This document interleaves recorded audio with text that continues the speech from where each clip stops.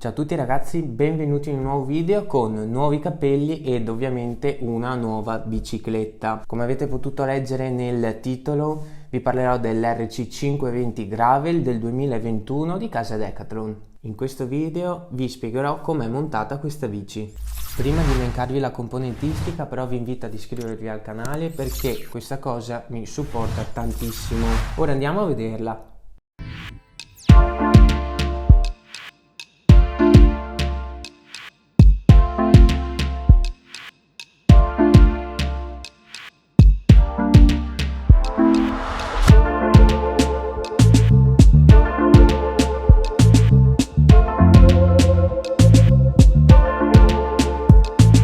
Iniziamo subito a descrivere il telaio, che è un nuovo Triban Evo G con geometrie adatte a gravel in alluminio 6061 T6 con un peso di 1750 grammi per la taglia M. Passiamo alla forcella, che come vedete ha due inserti al posto di uno come è solito fare da Decathlon, ed è la nuova Triban Evo G. La forcella resiste ad un peso massimo di 10 kg. Questa volta Decathlon ha aumentato la compatibilità con i copertoni. Si riescono a montare massimo i 700x42 o 650x47. Il manubrio è da gravel della Triban con una curva angolata di 16 gradi. Ovviamente in base alla taglia avremo un attacco manubrio più o meno lungo come una larghezza del manubrio più o meno lunga. Parliamo ora della trasmissione, che all'anteriore troviamo un subcompact 4832 della Praxis. Mi piace molto questa guarnitura. E al posteriore abbiamo un pacco pignone 1134 per più polivalenza. Le leve Shimano, come il deragliatore anteriore e il posteriore, sono 105 R7000. Il deragliatore posteriore è Shadow per una protezione migliore nell'uso gravel. Shadow identifica la nuova generazione di deragliatori posteriori caratterizzate con un ingombro ridotto rispetto ai modelli passati.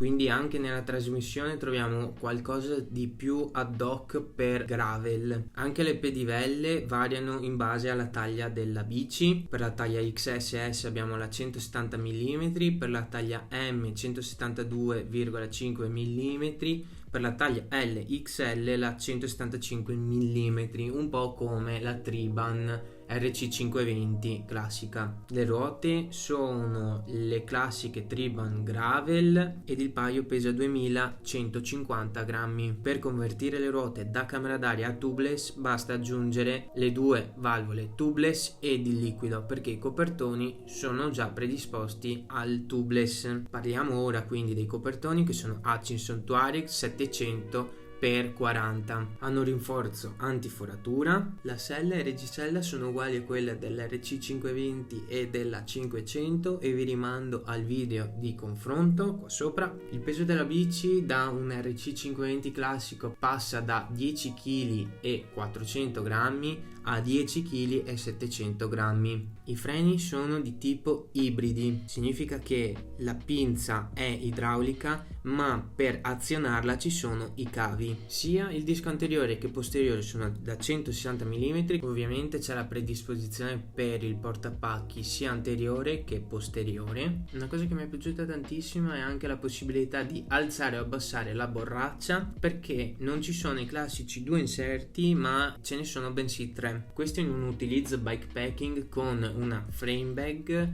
Si può abbassare in questo caso la borraccia per avere più spazio per la borsa, e questa cosa mi è piaciuta moltissimo. Spero che il video vi sia piaciuto e che sia stato utile ed interessante. Nei prossimi video vi farò vedere come fare manutenzione con questi prodotti qua che potete trovare alla Decathlon, o anche come regolare la trasmissione. Quindi siccome il meteo non è dalla nostra parte, i prossimi video saranno solo di manutenzione. Se avete qualsiasi domanda scrivetela nei commenti, risponderò il prima possibile. Sempre nella descrizione vi lascerò un indirizzo mail per scrivermi, il link del blog su cui sto lavorando, ma da poco, quindi ci saranno pochi contenuti, tutti i link dei prodotti citati, quindi iscrivetevi al canale e non perdetevi i prossimi video.